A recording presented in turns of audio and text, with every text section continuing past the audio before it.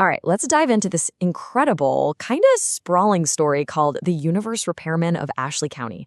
It all kicks off with this one guy, his beat up little truck, and this massive mission to answer a single question. How in the world do you even begin to fix a world that just feels completely broken? So, let's meet the man at the heart of all this, Harlan Wicks. He is just completely overwhelmed by the sheer absurdity of the year 2025. And he's convinced the world isn't just a little messy. No, he thinks it's fundamentally torn. And that one single belief, it's about to kick off one of the strangest, most wonderful quests you can possibly imagine. Okay, so we start with two people who couldn't be more different.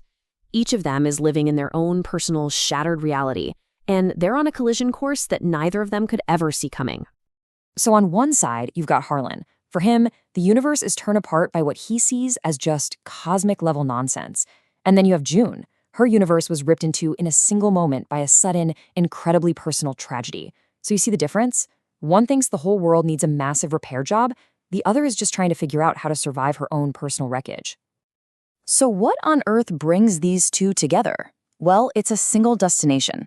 Harlan happens to see a news story that says ancient people used to gather at this place, Poverty Point, to literally repair their torn universe. And he thinks, okay, I gotta go help. June, on the other hand, she's just looking for a place so ancient, so old, that maybe, just maybe, it'll make her own pain feel a little bit smaller. And that brings us to the quest itself. I mean, think about it. If you decide you're gonna repair the entire universe, where do you even start? For Harlan, the answer is simple. You find one big, single, magical solution. And his setup? Oh man, it tells you everything you need to know about his approach. His vehicle is this tiny, three-wheeled mail cart that tops out at 28 miles an hour. His navigator is a rooster. And the one tool he brings for this massive cosmic job, a cast-iron skillet. It's completely ridiculous, right? But Harlan is 100% sincere. He truly believes this is exactly what the mission calls for.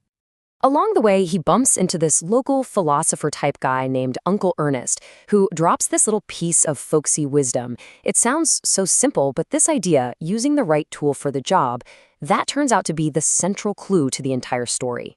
So after the truckster breaks down, and after this absolutely absurd journey together, Harlan and June finally make it. They get to Poverty Point, but there's no cosmic repair crew, there's no ancient magic, it's just a historical park with a gift shop. Their grand quest for one big fix has led them to a total dead end. And the universe? Yep, still broken. But that failure at Poverty Point, it isn't really the end of the story. It's more of a pivot. Because Uncle Ernest reveals that the real conflict, the real problem wasn't in Louisiana. It's been back home all along, where these two powerful opposing ideas have been at war for centuries. See, Ernest explains that this whole desire to repair the universe, it's an ancient impulse. It goes way back, from the people building massive mounds at Poverty Point, to the Baytown culture looking to the stars for answers, all the way to a modern industrialist named Cap Gates trying to build a perpetual timber empire. Everybody is just trying to build something that creates order out of chaos. And this right here is the key concept. The story introduces us to two competing perpetual machines. Each one was designed to fix the world, but they have totally different, operating systems. The first machine is called the Iron Giant. It's Cap Gates' old paper mill. And this was a machine built to create order through consumption. I mean, just look at these numbers. Over 70 years, it just devoured 100 million trees to churn out paperboard. It was designed to be this perpetual engine of industry, something that would run forever. Now this slide, this is where you really see the heart of the conflict. On one side, you have the Iron Giant, an industrial machine that consumes and exploits to make its product. But on the other, you have the Eagle Ridge, a natural machine, a sacred place that observes and reassures to find its meaning. And the legacy? Well, that says it all. One is now a rusted ghost, and the other, it's still a working machine. Okay, so we've got these two opposing forces, right? One that eats the world and one that just watches it. So how is that equation ever balanced? Well, the answer, as it turns out, is not a what, it's a who. Their search for answers leads them to Daryl. And yeah, you are reading that correctly. He's a 9-foot-tall Sasquatch, and he runs a sustainable timber company. He's not some myth or a monster. He tells them he's the management. And he explains that the forest isn't saved by being clear-cut, but it's also not saved by just being left alone. It needs to be actively tended to.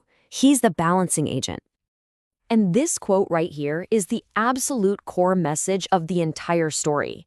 Daryl tells them they've been using the wrong metaphor this whole time. The universe isn't some broken-down engine that needs a mechanic to come fix it. No, it's an overgrown garden. And a garden needs tending. Repair isn't some one-time event. It's a constant, active process of care. So what does all this mean? It means that this grand, cosmic quest for answers finds its resolution not out in the stars, not in some industrial complex, but in a simple, tangible, and deeply, deeply human act. Daryl gives Harlan a brand new mission. He tells him, stop worrying about the entire universe and start worrying about June. Her personal world is in pieces. The scale of the problem shrinks from the cosmic all the way down to the personal. The very first act of tending the garden is caring for the person right next to you. And this is the final, crucial piece of the puzzle. All along, Harlan was looking for that one broken part he could replace to make everything right again. But the entire premise was just wrong. Because a garden doesn't have a single point of failure, does it? It's a living, breathing system that needs constant care, little adjustments, and a whole lot of patient attention.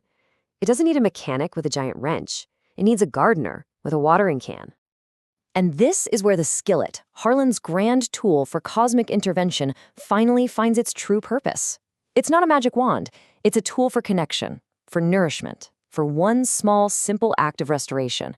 The final, most profound act of universe repair is just cooking someone a meal. And that kind of leaves us with this final thought. If the story is right, if repair isn't some single heroic act, but a series of small, patient ones, what's the first weed you need to pull in the garden that's right there in front of you?